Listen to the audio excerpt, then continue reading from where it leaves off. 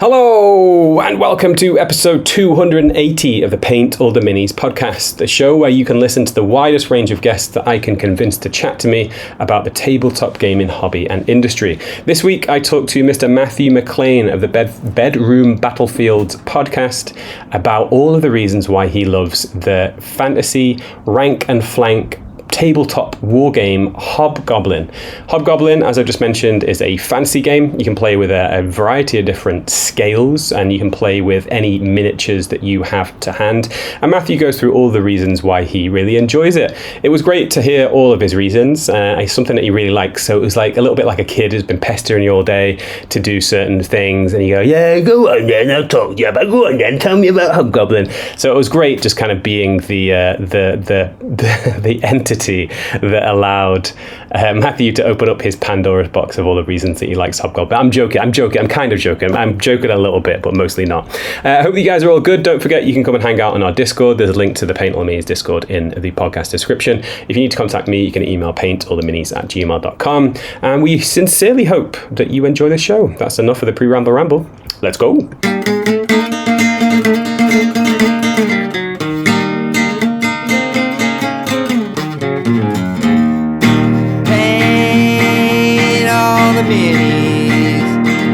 Paint all the minis that you can. And when you paint your minis, listen to that podcast with Dan Adams, that is.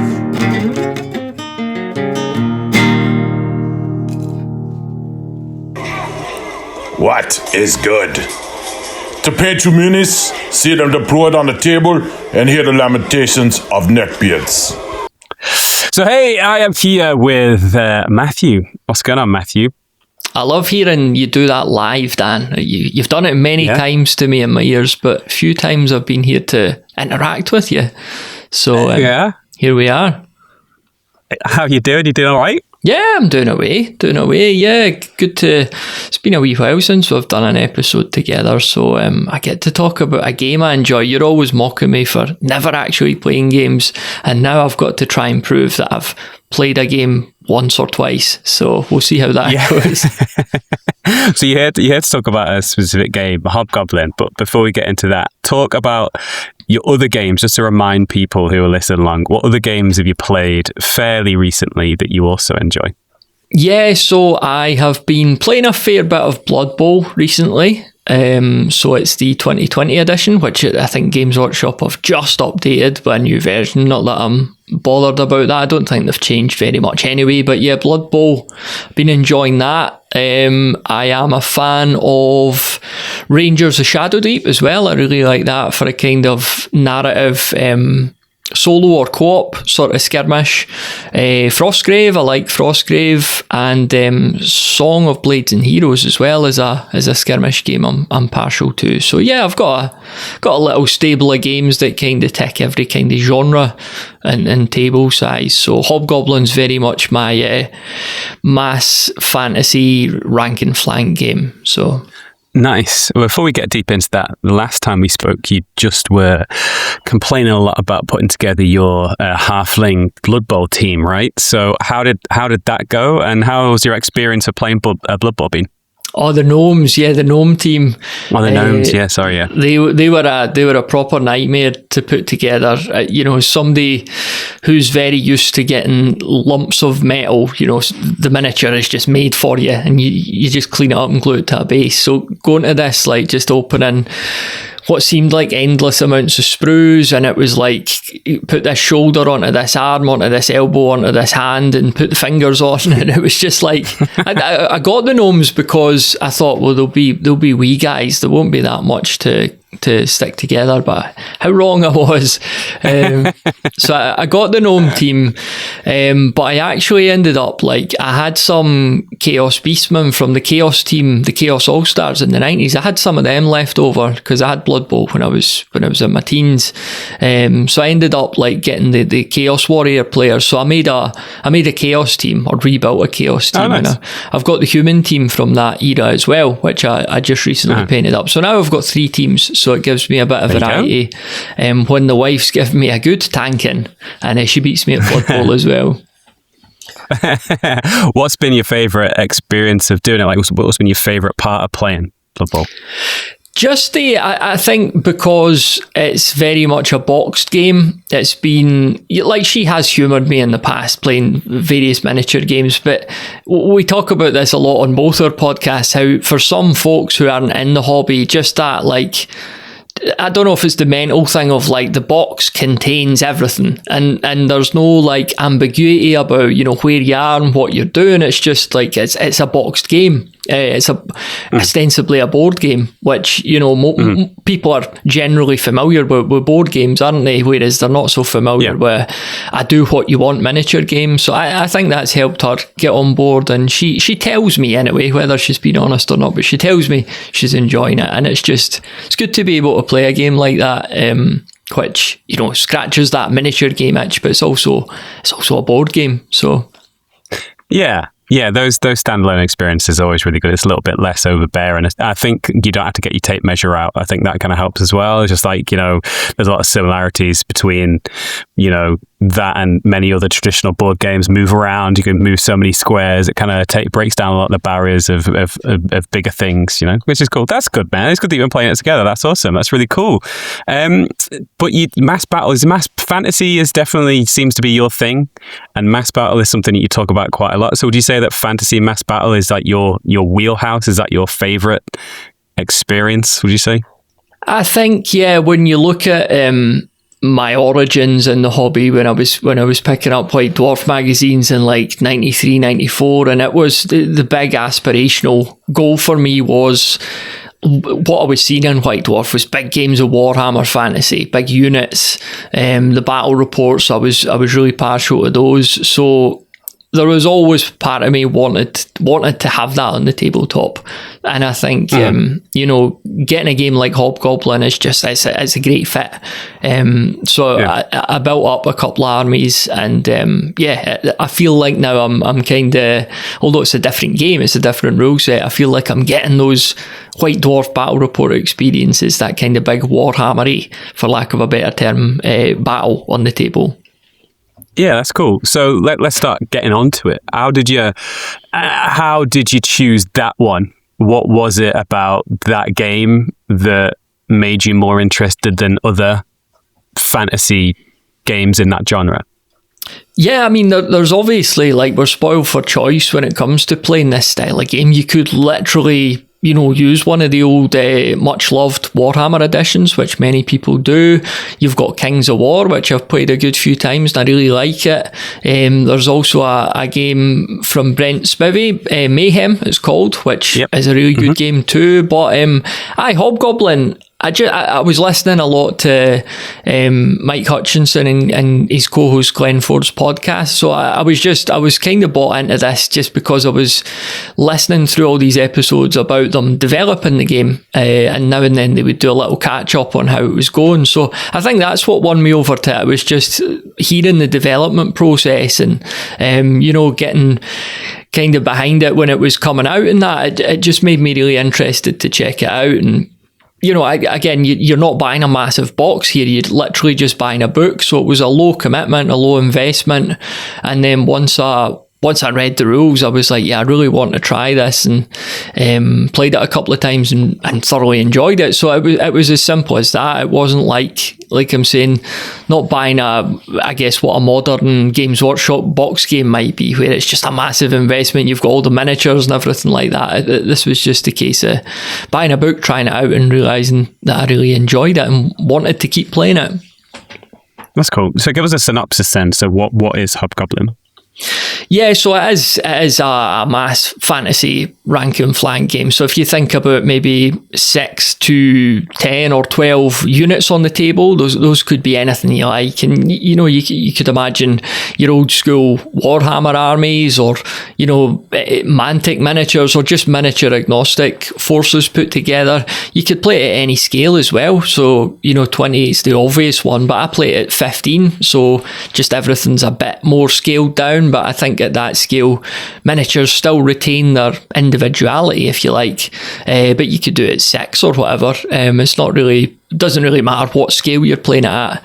And it's a game that you can play pretty quickly. Like, you could get a game done in about an hour to an hour and a half typically, and I like the way that it just gets straight into the action. So you're only deploying about 16 inches apart. So really the first turn, where in other games the first turn is just a bit of foreplay, with Hobgoblin, you're just right into it. And I've heard it compared as, when you're watching a film or a TV show where it's the cold open and it just opens in the action, rather than, like I'm saying, guys waking up in their tent in the morning, soldiers scratching their arse and that, waiting to get down to the front line. So yeah, it just feels on that first turn like you're suddenly like, wow, we're right in, things are happening. So I kind of like that about it too. That's cool. So you mentioned you followed along with the development. You got interested in that. You mentioned a couple of like what could be called USPs, right? You mentioned that you straight into the action. You mentioned the short game time, really, comparatively speaking, in other kind of fantasy games, like about 90 minutes, right? So how much kind of lore and story is included in the rulebook? Is it just something like Mayhem, which is very kind of slimmed down and it's literally just some rules and it's very generic, or is it very deep? Yeah, like Mike has provided a full story world, and there's a lot of lore in the book. It's very well put together. To be honest, that isn't something that personally interests me. Like, I know some folks get really into that sort of thing. For me, like, I've no problem coming up with my own story worlds or settings or backgrounds. Like, I quite enjoy that aspect of it. But for somebody who wants to play in like Mike's universe, that's all there for you. But it's certainly when it comes down to an army level or a unit level, it's very much left up to you to build your army. And again, that is one of the big benefits of it, is that you could have this really cool unit in your collection and it's totally up to you how you stat them up. So if you love this unit of troops that you've painted up, you're not getting handed the stats for them and it turns out they're actually not very good and they're just always going to die. Like, you could make them a totally elite unit. You could make them like the jewel in your crown, if you like. So creatively there's a lot of freedom when you're building your army, but yeah, the lore, you could either take that fully on board or just disregard it, really. Nice. And you get into this point I was going to ask next about like how, like, what factions or kingdoms exist. Is it a little bit like Oathmark, where you can include lots of different people from lots of different races, or is it very specific? How are you building an army? And then also you mentioned about statting things in different ways. So talk to us about that. Yeah, so there's absolutely no limit on who you could have in your army. Like, if you want to have, a block of human troops and then some orcs and then some skeleton, you could do that if you want. Because really it's all down to assigning a unit type to every unit. So for example, you've got like light infantry, ranged infantry, light cavalry, heavy cavalry, you've got monsters. You basically just have to assign a unit type to every unit in your army, and then that gives you a baseline of stats, and then you'll add keywords to them. So most of the keywords are positive things. They're going to cost points to add on. So you'll have like an elite keyword where you, I think that's when you reroll misses once. So you've got a lot of good positive keywords you could add, but also to bring your cost down as well, you could add some negative keywords. So for example, there's one called Berserker, which means that your unit constantly has to advance before they get into combat. So you can't hold them back in reverse. They just want to go for it, and if you don't constantly move them forward, they're going to start picking up, which we'll get to later, they're going to start picking up doom tokens. So yeah, you're building your army and you could make it very thematic to the miniatures that you're using, just based on A, the troop type, and B, the keywords that you're going to add to them. That's cool. It's good that you can be so flexible. There's certain games really like to pigeonhole us into certain unit sizes or unit factions or the look. or even sometimes even you have to buy them from this specific retailer or this specific company. So it's really good that it can be so flexible, because you could use forces that you've already got, or like I said, like you said there, you could have some skeletons next to humans. It really kind of leaves the door open for you to do whatever you want, right? Yeah, exactly. Yeah, it's complete freedom. And I know, that divides opinion, because for me that is perfect, but I know there's other people out there and there's no right or wrong way. Some people just like to know, this is your army, this is their stats, here's their book, on you go. And I know some people love that, and that's fine. But for me, being able to look at my collection and create the ideal army around that, I just really enjoy that aspect of it away from the tabletop. It tend to be like rock, paper, scissors, in the sense of, heavy cavalry beats this, and kind of, spear infantry beats that, and swordsmen beat that. You kind of found those rhythms of the game yet, or have you not played enough games to really find that? No, 100%, and that's a good way to look at it, is the rock, paper, scissors thing, because everything has its Achilles heel.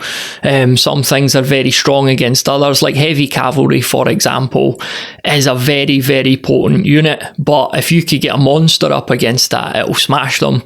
So there's all these little matchups, and when you play it a few times, you begin to notice, like, okay, I've got these guys here, I really need to get these in front of these other guys, whereas you've got some units where I need to keep them away from them because they'll mash them. So there's always a solution there. It's just a matter of finding it.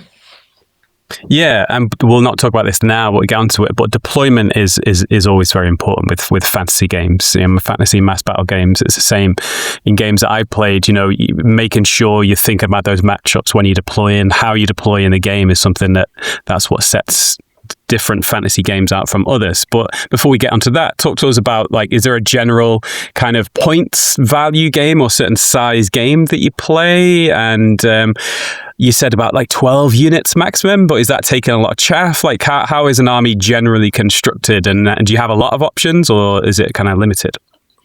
Yeah, so the games that myself and former guest of your fine show, Callum, aka Dr. Sport, we've played a few games of this now. So we've been playing around 4,000 points.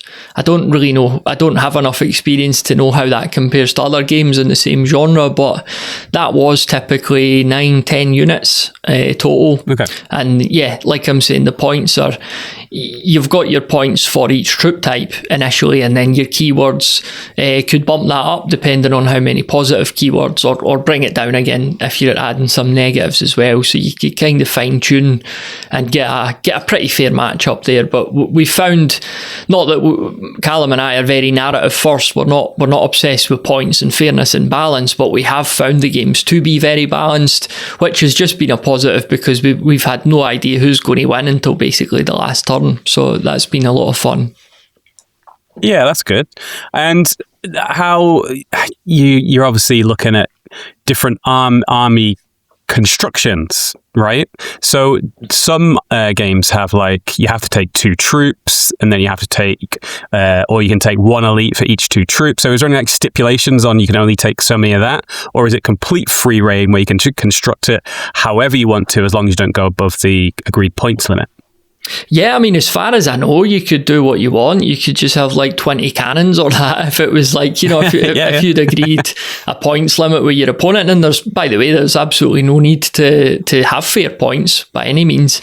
But yeah, if you both wanted to agree a certain amount of points, I think you could just do what you want. Yeah, 10 monsters, almost all archers or whatever. It's total freedom for you. That's cool. I like games like that are completely free.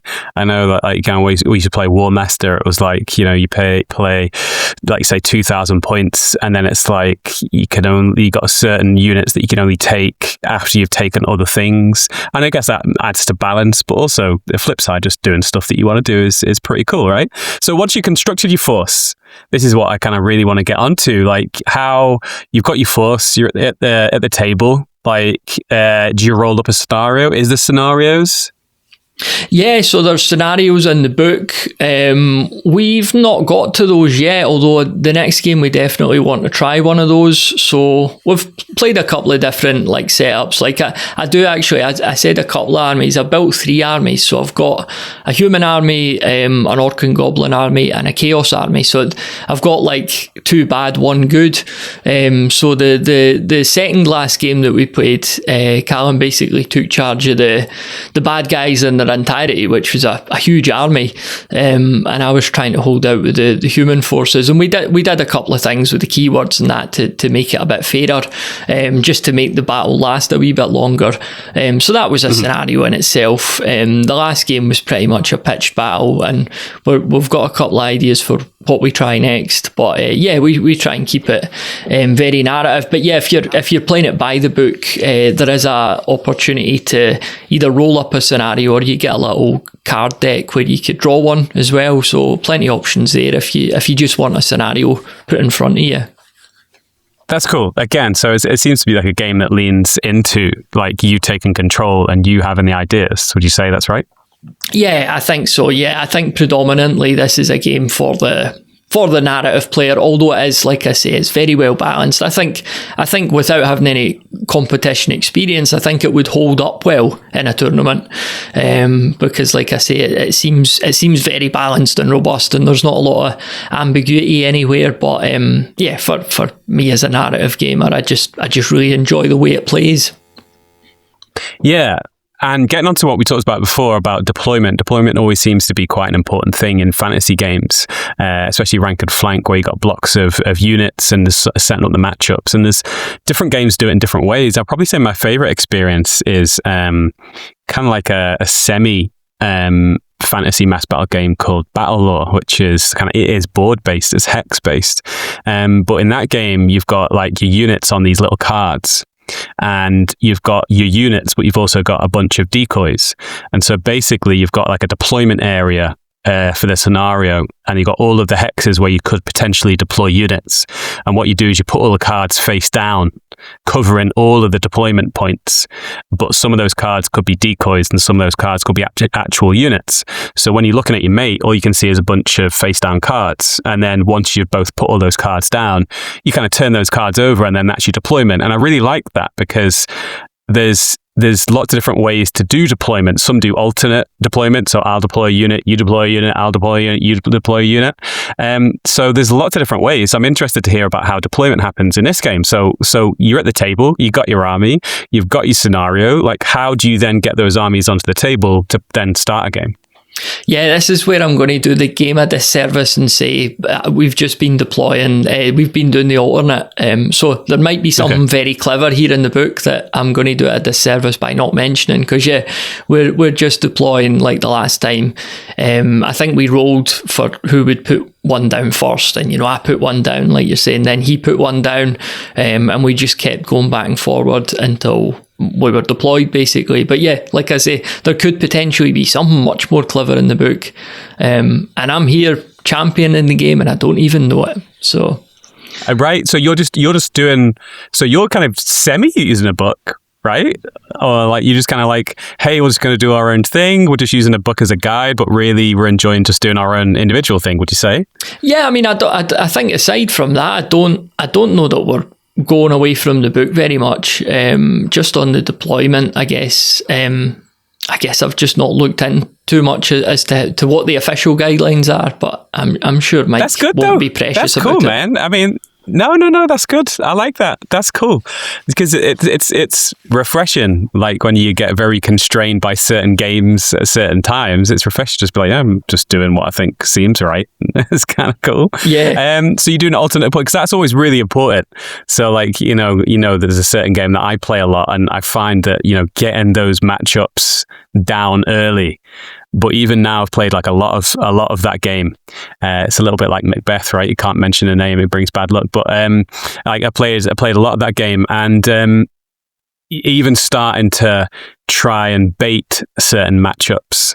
So like I know his strong units, he knows my strong units, and so I'll purposely try and bait certain matchups or make it seem like I want a matchup with one unit, but then actually turn it around. So it's pretty tactical when you come to deployment. So, but you mentioned that you're quite close when you deploy, right? And so that's probably something that sets the game aside from other fantasy games, because a lot of fantasy games, the first turn is generally just marching straight down the table, right? So you're mentioning that you're kind of getting straight into the action. So is it generally the same as other fantasy games in terms of like your actions of your units? So you're like looking at a move, which is like pivot, move, pivot, a march, which is double distance and then pivot. Like, what are your options for a unit when it's your turn to activate? Yeah, so I guess there's a few things to say about the turn sequence, because I don't know if it's common with most other games in this ilk, but you'll generally like move everyone first, whereas before you get to the movement phase, like the game's broken into different phases. So you've got like initiative, then you've got magic, then you've got shooting, then you've got movement. Okay. So you would, I would have thought this too, like the first thing you're going to do is start moving troops, but there's actually a few things that you're going to do before then. But like you're saying as well, with them starting close together, there's an invisible halfway line down the middle of the field, and then 8 inches back from that you could deploy in that area. So you've got an 8-inch gap to the halfway line, and then an 8-inch gap for me. So it's 16 inches in total gap between us. And when you look at the movement, of your troops, you could pretty much close that gap straight away once you start moving. So like I say, it gets that contact made a lot earlier. But before the movement happens, you do decide on your initiative, which could pass back and forward during the game. So you don't always know who's going next, which I really like, because it makes it less predictable. Is it alternate activation, like I do this unit, you do that unit, or do you do everything with your own guys before you move on? Yeah, so for example, in the shooting phase, you would fire any ranged units that you had, and then I would fire any ranged units that I had. Then in the movement phase, you would move all your guys, then I would move all of mine, and then in combat, you would deal with your combats, then I would reply with mine. So you're doing everything, but within the turn, you're going back and forward, if that makes sense. Yeah, so instead of like me shooting, then moving, then attacking, it's like you're finishing off that phase before you move on to another one. So it's like you both have an activation within the phase before you move on, right? Yeah. So the phases are almost like mini turns in their own, and then once you've done each phase, you've actually ended the turn and you're starting again. And an initiative could pass on to the other player. Like I might have initiative, but there's a chance that when we go into the next turn, maybe you'll have initiative and you'll be going first in each phase after that. So like I say, it means that you can't deploy and then start thinking with the tape measure, on turn 2 I'm going to be here, and because it might not work like that. Your opponent might get the opportunity to go first. So how is that decided? So you're rolling for initiative, and this is maybe something I've not got verbatim, but as the turn progresses, you need to roll above the turn number or below the turn number. It's something clever like that, where it becomes either more or less likely that initiative will pass to the other player as the game progresses. So again, there's a clever wee mechanic there that I'm not doing justice, but yeah, the point is the initiative could be quite fluid, and it makes it more unpredictable. Yeah, that's cool, man. That's interesting. That's really good. And so how is charging decided? No, before we go to charging, let's talk about magic. So magic is something that sets like high fantasy games apart from low fantasy games or like historicals, right? So you mentioned A Song of Blades and Heroes, which I don't believe has magic. Correct me if I'm wrong. So how does magic work in the game? And is that a really fun part of it? Do you really enjoy that part? Yeah, so I've read into the magic. I've not actually used it on the table yet, although we're planning to bring that in our next game. But magic basically works like you have at least one of your units where you would mark them as a wizard. So that's a keyword that you add. And you have things called Mercury tokens.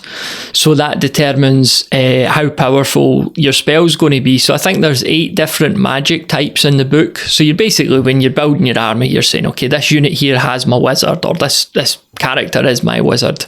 So you pick what kind of wizard they are, and that tells you the 3 spells that they can cast. So there's like quite a low level spell, a middling spell, and then a very powerful spell. And the difference between this and other games in the genre is that your magic will always work. It's not like you try and do a spell and it fails, or you do a spell and the opponent dispels it. Like, you will always get your spell off. Wizards will cast magic and they always work. The caveat is that it's up to you how many Mercury tokens you're going to spend. So if you spend 2, you're going to do your, like I say, your kind of weak spell. But the more you spend, the better that spell is going to be. But obviously that comes at a cost.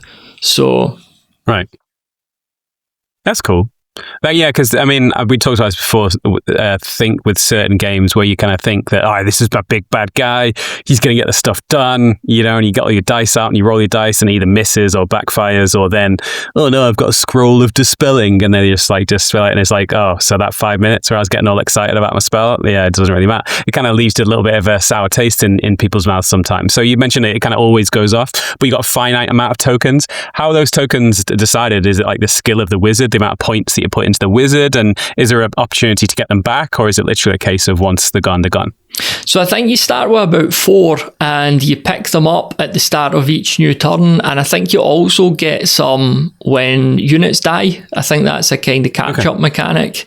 So I think there's a few different opportunities to collect them, save them up, use them when need be. But you'll always have the opportunity to get more as well. So that's cool, man. And so charging, because like Magic, that sets it apart from other games, that maybe don't include Magic at all. But charging is a key feature of mass battle games, right? So how does the declaration of a charge happen? How does the charge occur? And, is there possibilities to actually not charge because you don't quite get far enough? Or like, what's the deal with charging?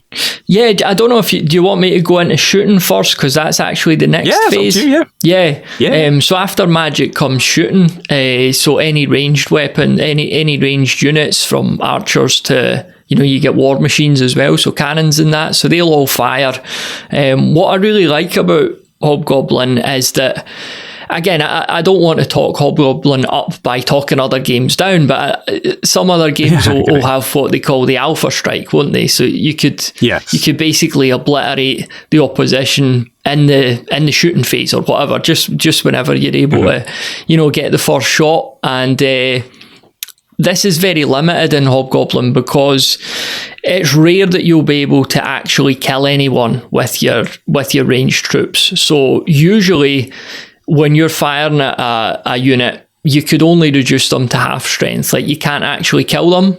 There are a few exceptions. There are certain unit types that you can take out through ranged combat, but it's rare.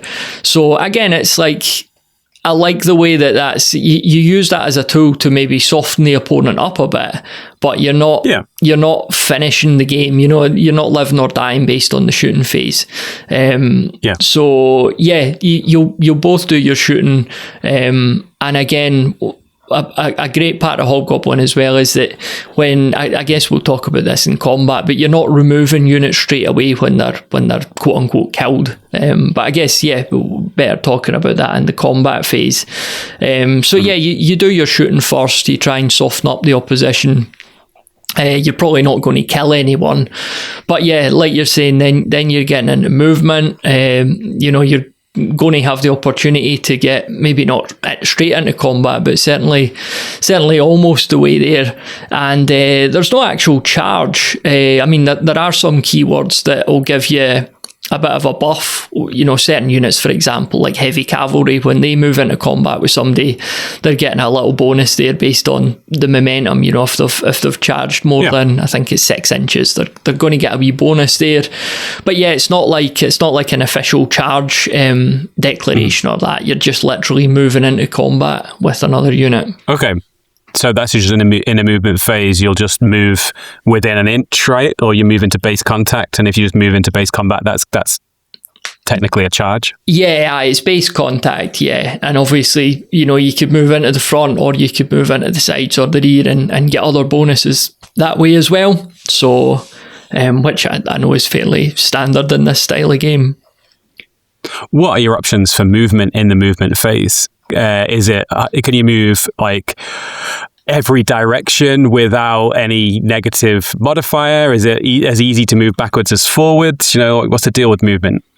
Yeah, I think it's fairly typical with, like wheeling and stuff like that, where you're holding one front corner in place and you could spin your unit round. You could reform your troops and everything like that. So it is pretty flexible with how you could move around. There are certain situations where your unit will temporarily be affected by a keyword, what's known as the distracted keyword, and all that means is you can't end up in combat with a unit that you weren't in combat with already. It's to prevent things like you taking a unit and literally reversing them into combat, which would just not be thematic at all. Yeah. So that's just in place to avoid any silliness on that front. But generally, it is pretty flexible with the movement as well. It's not, again, I don't want to keep going on about other games which I've no real experience of, but I get the feeling that some rule sets will almost treat a unit of troops as if it's like some sort of battleship where it has to, spin round in this massive, really slow, laborious arc. And I don't feel that limited with Hobgoblin. So that's cool. Is there a place for like heroes and generals and like special characters, or is it just units that rule the roost? Yeah, I mean, it's totally up to you what you want to put on the table. But yeah, certainly two of your units at least. One of them's going to be, I think it's your leader. That's a keyword. So whatever unit you choose to have as your leader, or whatever character you want to declare your leader, is going to get certain little buffs, and your battle standard as well, which could be the same unit or it could be another unit. So it's totally dependent on your miniatures collection. But yeah, you could have a very heroic army. I mean, it's really, because it's all multi-based, like a unit is just the entity. It doesn't really matter what's on there individually. So you could do anything you want from a miniature point of view. Cool. So let's say that I've moved my, elite swordsman unit into your kind of just light infantry. Like and I initiated that movement. How does the combat then occur?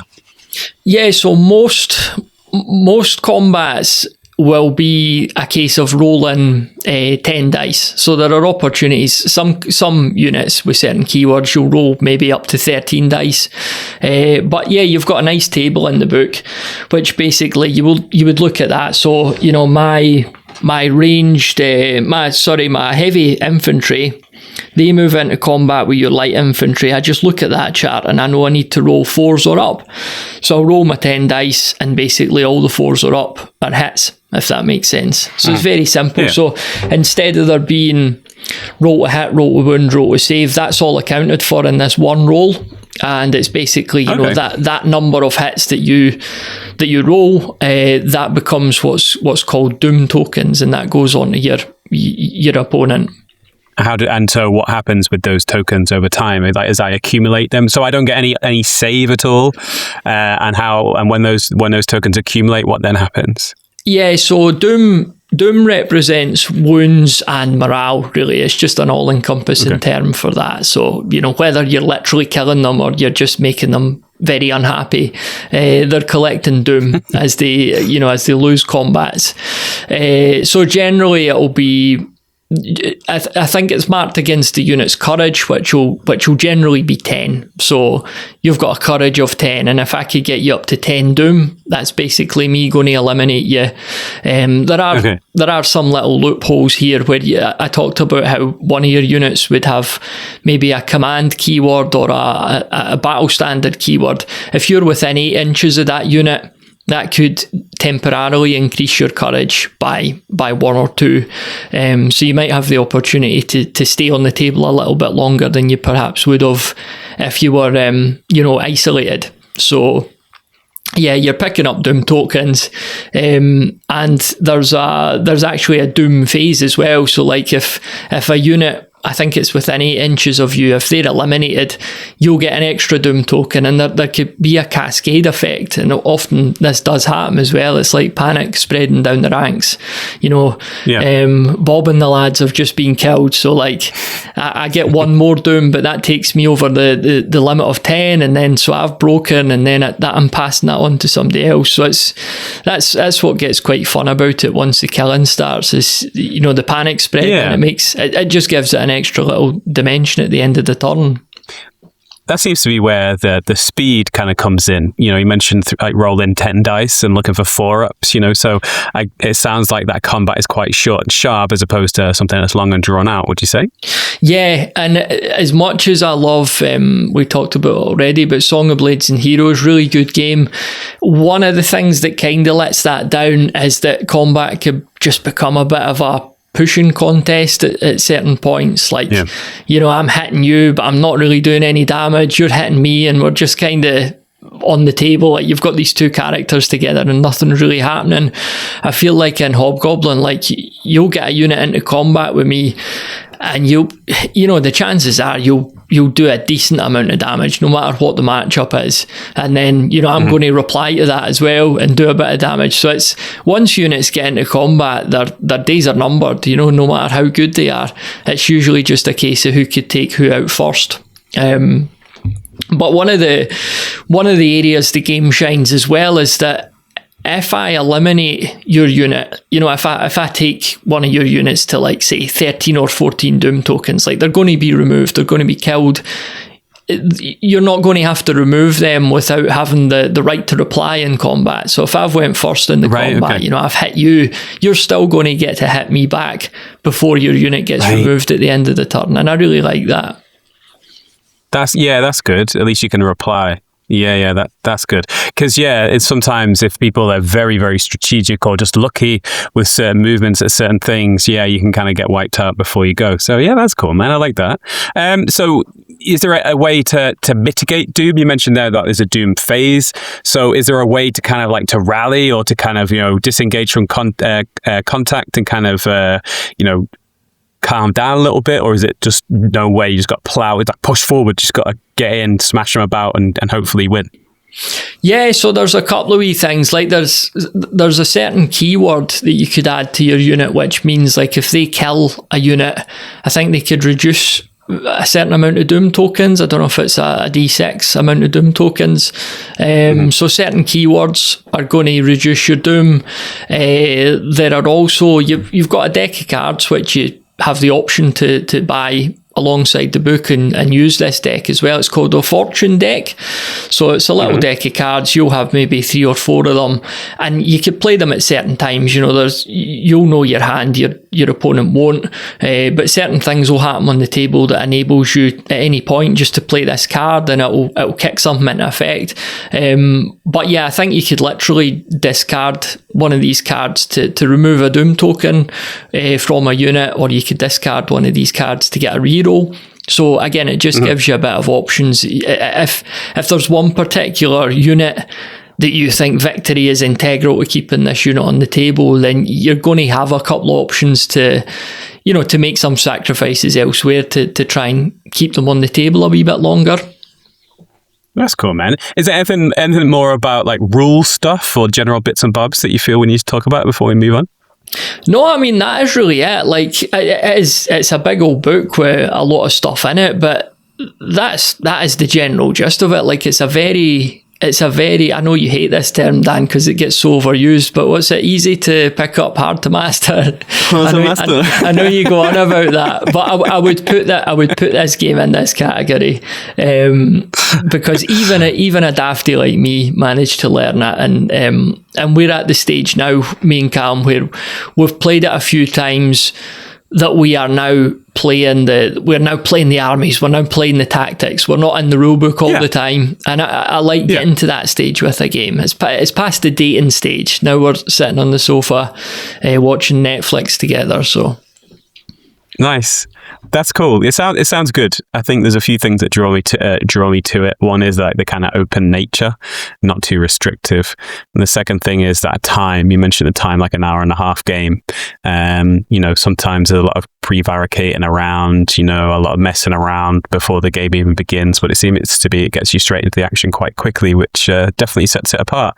And so you mentioned that you've kind of just played things that occur to you as being fun, right? In terms of scenarios and things. So what have been your best game experiences? So if you think about the games that you've played, what have made those games exciting and interesting and make you want to play more of it? So when we did the matchup between the evil forces versus the much smaller good guys army, this was really unbalanced, because you had, the bad guys were like twice the size of the good guys, and there was a couple of little tips in the book for the way you could handle a game like that to make sure it's not just a complete massacre. So one of the things you do is to increase the courage of the small army. So that means that instead of 10 Doom tokens, you could now accommodate 15, or you could even put it up to 20 if it was a really unbalanced match-off. So that just means that, you've got more wounds or whatever. You could call Doom wounds if you want. So there's that. And you can also add what's called the fearless keyword to your units as well. So that means that they're immune to this spread and panic that we talked about. So, once one unit does get eliminated, that's not going to set off a cascade right down your line.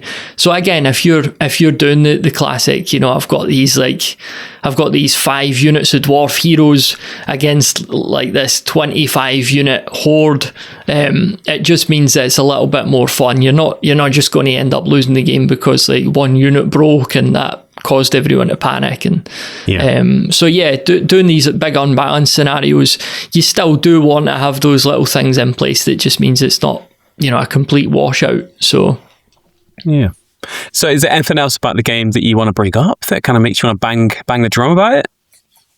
No, I think that's it. What I would say, I'm not one of these folks that tells people they should buy something, but I would say, like, if you do have armies in your collection, they don't even have to be fantasy armies, but even if you've got like a historical armies or that, I would definitely consider picking it up and giving it a go. You don't even have to buy the book. You could buy the PDF, which I think is a wee bit cheaper. And yeah, it's just a great game. Thoroughly recommend trying it out. And it does give me that feeling of playing, the games, what I imagined the games of Warhammer were like when I was reading White Dwarf as a kid. It just gives you that kind of that vibe. So and it seems to be very focused, right? It's very focused. There's not a lot of clutter. There's not a lot of messing. It seems to be like straight to it, simple, bang, bang, done, right? Yeah, exactly. And again, I know there's a slight pushback against the idea that modern games should be very fast and efficient, but I never feel rushed with the game. I don't feel like we're battering through it just to get it done. That's definitely not the case. I feel like we enjoy the games, but also, we are done in a couple of hours. So almost feel like that lets you relax, because if I thought, well, a game might take 6 hours, maybe I would be clock watching, because I'd want to be going faster because I don't have 6 hours. So I don't know, there's a paradox there where it's a super fast game, but in a way that gives you a lot of room to breathe, where you are taking your time throughout turns, and you're stopping for a wee chat. We've even stopped for a cup of tea at half time and that, and just sit down, have a wee look over the table, have a wee look at how things are going. So I think in a way that makes a game more relaxing when you know that it's not going to last. It's just different. It's just a tool in a toolbox, isn't it? Mm-hmm. It's like sometimes you do really want a really deep, very huge depth, thinking about all these different things, cast a spell, dispel the spell, attack, defend, armor save, and other times it's just do something different. It's neither better nor worse.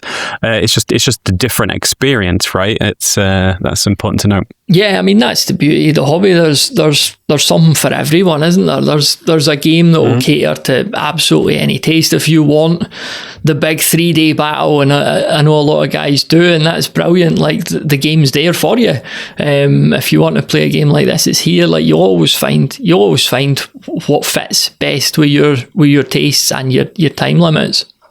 I do really like how you can just do whatever you want. So, like, whatever force you might have anyway, or if you've always wanted a certain force, you can use that. I do really like that. I think that's really cool. So if I picked up a while ago something that I've wanted for ages but never got around to, and it just came up on a trade. I traded something out for it and got like a dwarf army, but I've not played any games with it yet. So I've got this dwarf army, but knowing that I've got Mayhem that I could play, knowing that I've got Kings of War that I could play, and then I could potentially pick this up, and then I've got 3 games that I could use the same force with. It's a lot of value. It's good. I like that. Even if it just remains a prospect and not something I actually do, it's pretty cool. Yeah, I mean, I think you've mentioned a game once on your podcast, Song, Ice and Fire. No, I've never heard of. So yeah, I mean, your armies for that, they would fit into any of the games that you mentioned there, including Hobgoblin. Yeah, and I bought Baron's War recently. It came up in secondhand as well, because the same thing, I can use minis that I've already got in Baron's War. So it's always worth keeping an eye open for games that you could potentially play, but you don't need to buy any extra models for. It kind of gives a whole bunch of extra mileage to things that you already have, which is pretty thrifty. So it's pretty good to be thrifty, right? Yeah, I mean, I've always, since coming back in the hobby, I've built my miniature collection around that ethos, as I'm sure most people do. Everything I buy, I'm thinking about not just what game I'm going to use them for, but what's the 3, maybe 4 games that they could be used for. Yeah. So I just love that about the hobby, that miniature agnostic approach. Yeah. That's cool, man. Awesome. Well, I can't think of any more questions I'd like to ask you. I think you've done a really good job kind of laying it out for us, and I think people can go and find out more if they so desire. What about painting? You mentioned that you're using 15 mil. So, like, where did you get them from, and how was the painting up for those? Yeah, it was a totally new scale for me. Like I say, I find it, I've referred to it as the Goldilocks scale before. I don't think I coined that phrase by any means, but it's definitely apt. 28 mil is brilliant, but to build big blocks of troops at 28, obviously there's a room cost there. So I liked the way 15 mil kind of made it just a bit more compact, but as much as a scale like 6 mil is brilliant for so many reasons, you're kind of losing the individuality of each troop on your base. So 15 mil, it was still like painting just a very small 28 mil model, for lack of a better explanation there. But you certainly get through them a bit quicker. They don't need as much detail, but there's certain ones, character models and that I did try and spend a wee bit more time on. But a very fun scale to paint and very satisfying once I've seen, 8 or 9 units laid out together as well. Just a great aesthetic, I think. That's cool. So what are your next steps with the game? Is it just literally a case of just building up the experience of playing and just enjoying the kind of getting into the deeper realms of the game? Or like you started moving on to terrain? Have you started moving on to scenario design? Because I know that you're interested in rules writing and stuff like that yourself. So like how is your kind of experience going to develop over the next year? Yeah, so I just bought some characters to be wizards in the 3 armies. So I got them all from Ralpartha, which is actually where I got a lot of the miniatures for my armies. Pendraken's another good place that I've found for getting models at this scale. But Ralpartha's brilliant, as I'm sure many people are already familiar with. So yeah, I've put those wizards together. I just need to paint them up. And then that means that we could move on to having a magic phase and using magic in the games. Getting more into the fortune deck as well, I think will be a next step for us. And yeah, just keeping it narrative as well. The last game we played was very much just a pitched battle, which was a lot of fun. But doing scenarios and storytelling, hopefully, linked stories as well, sort of campaign level stuff. I think that's really where any game shines. So just looking forward to doing more of that. And now that the rules make perfect sense to us, like I say, we are just playing the game rather than nosing through a book. So awesome, mate. Well, thanks a lot for your time, mate. It's always good to talk. It's been too long between our last conversation and this one, so hopefully we can find another reason to talk again soon. Yeah, I hope so, Dan. Thank you for collaborating on this. You did all the legwork. I just tried to pretend I knew what I was talking about. Hopefully I managed it. It's always a pleasure, mate. Cheers, Dan.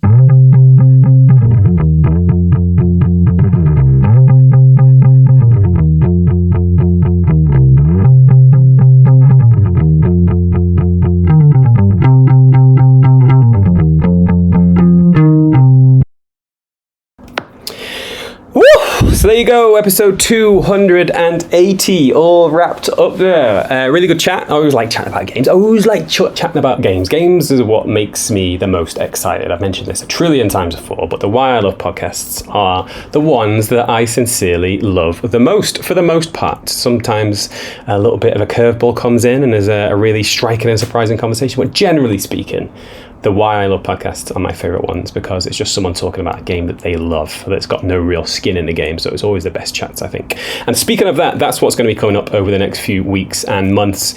Not sure if it's going to be weekly. If you've been sticking around with the post-Ramble Rambles, it's kind of like you're not quite sure where things are with things right now. Just taking it as it comes, and so there's going to be a good few more Why I Love podcasts over the next few weeks and months, hoping for it to be bi-weekly. Might go back weekly, don't know. I'll just wait and see how the juju takes me, and we'll see where we get carried away to on the wind, a little bit like Mary Poppins. I've got my umbrella and I've got my carpet bag, and I've opened up my umbrella and I'm going to see where I get blown to next. But yeah, there's going to be a good few more Why I Love podcasts coming up. The first one's going to be Why I Love Space Hulk.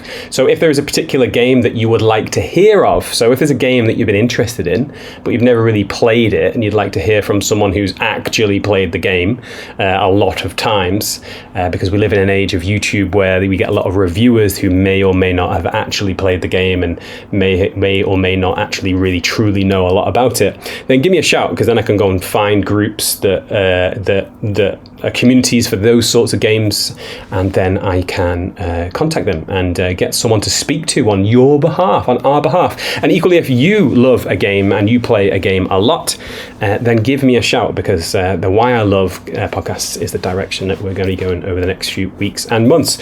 Hobby stuff. What's been happening? Hobby stuff for me. Nothing painting related really has been happening for me this week.